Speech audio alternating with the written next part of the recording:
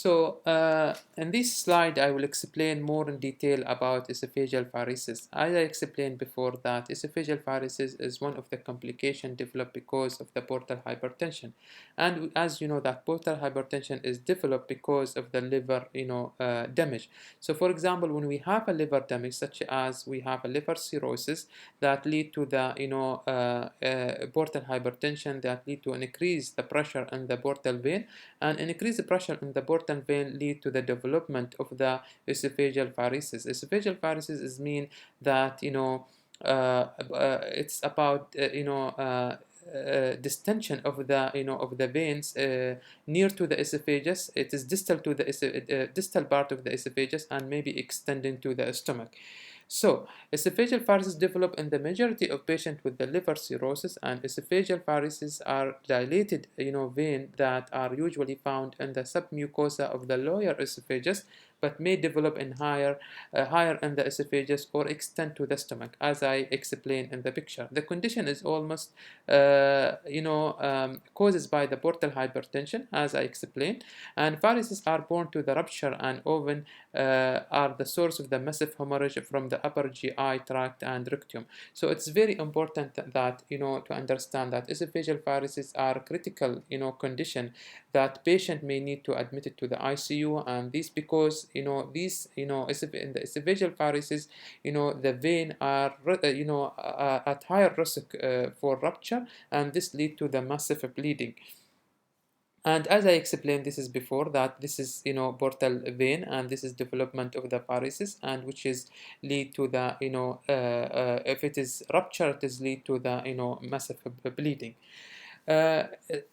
Also, you have to understand that if these varices are ruptured, patient also have another risk, which is blood clotting abnormalities because of the liver damage. Because of the liver damage, the patient may have blood clotting abnormalities, and this is increase the risk for bleeding and significant blood loss.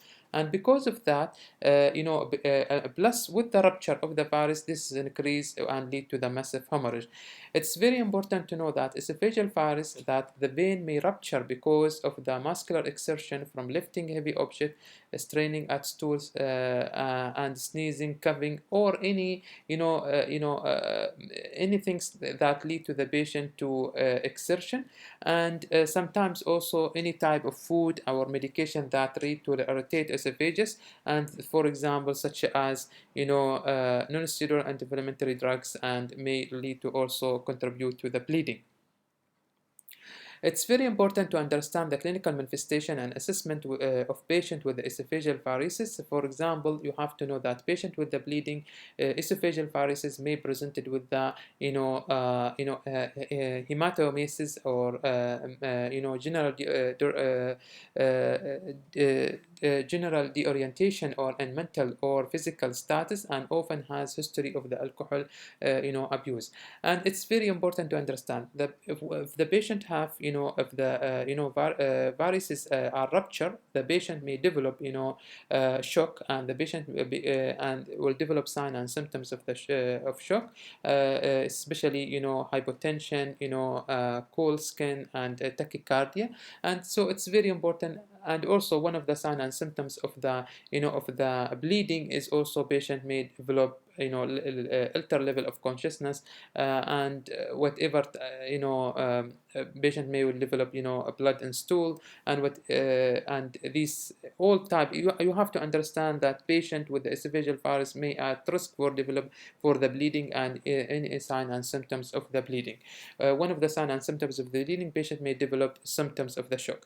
And endoscopy was maybe patient with the esophageal virus need an urgent endoscopy to identify the bleeding site, along with the may other investigations such as angiography, CT, or ultrasound, whatever that may patient need to treat the patient from because of the esophageal varices. Also, it's very important to understand that patient is critical. As I said, the patient is critically ill and is usually transferred to the intensive care unit for close monitoring. The patient will need monitoring of the blood pressure through arterial catheter. The patient will need, oxygen administration to prevent, hypoxia, and to prevent adequate blood and provide and maintain adequate blood oxygenation. So it's very important to understand that patient with esophageal varices, one of the important nursing diagnosis and intervention is to maintain patent airway.